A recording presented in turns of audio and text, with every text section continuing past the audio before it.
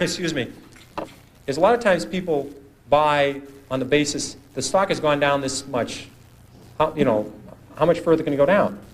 I remember when Polaroid went from 130 to 100, people said, here's this great company, great record. If it ever gets below 100, just buy every share, and it did get below 100. A lot of people bought on that basis saying, look, it's gone from 135 to 100. It's now 95, what a buy. Within a year, it was 18. And this is a company with no debt. I mean, this is a company, it was just so overpriced, it went down. I did the same thing in my, I think my first or second year at Fidelity. Kaiser Industries had gone from $26 a share to 16. I said, how much lower can it go? It's 16. So I think we bought one of the biggest blocks ever on the American Stock Exchange of Kaiser Industries at 14. I said, it's gone from 26 to 16. How much lower can it go? Well, at 10, I called my mother and said, Mom, you got to look at this Kaiser Industries. I mean, how much lower can it go? It's gone from 26 to 10. Well, it went to 6, it went to 5, it went to 4, it went to 3.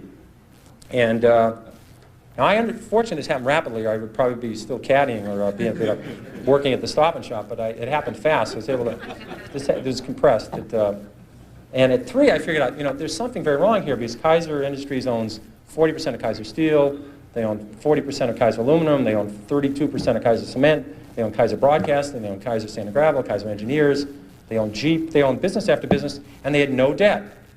Now, I learned this very early. This might be a breakthrough for some people. It's very hard to go bankrupt if you don't have any debt. It's tricky. Some people can approach that. It's a real achievement. But they had no debt, and the whole company at 3 was selling at about $75 million. At that point, it was equal to buying one Boeing 747. I said, there's something wrong with this company selling for $75 million. I was a little premature at 16, but I said, everything's fine, and eventually this will work out. And what they did is they gave away all their shares to their shareholders. They passed out shares in Kaiser Cement, they passed out shares in Kaiser Aluminum, they passed out their public shares in Kaiser Steel, they sold all the other businesses, and you get about $50 a share.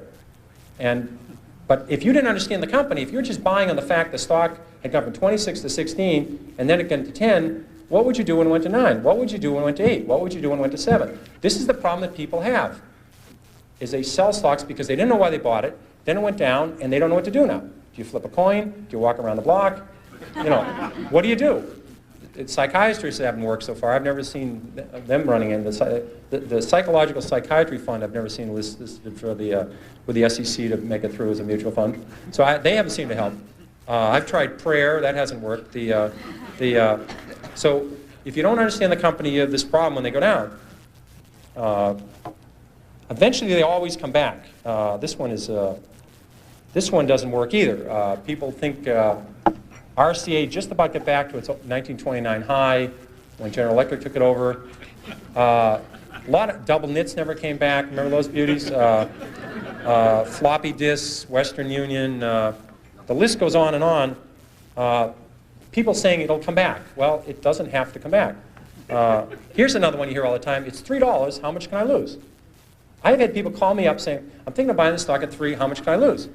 Well, again, you may need a piece of paper for this, but if you put if you put $20,000 in a stock at 50, or your neighbor put $20,000 at 50 into the stock, and you put $20,000 in at 3, and it goes to 0, you lose exactly the same amount of money, everything. And people say it's 3. How much can I lose? Well, if you put $1 million on it, you can lose $1 million. Just the fact that stock, this may be a reason to research a stock. The fact that stock is 3 down from 100 doesn't mean you should buy it.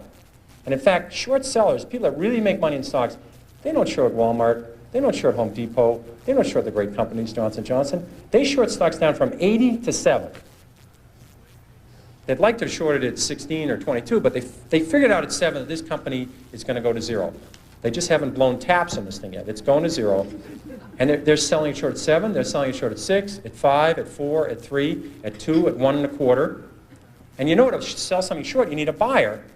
Somebody has to buy the damn thing. And you wonder, who's buying this thing? It's these people saying it's 3. How much lower can it go?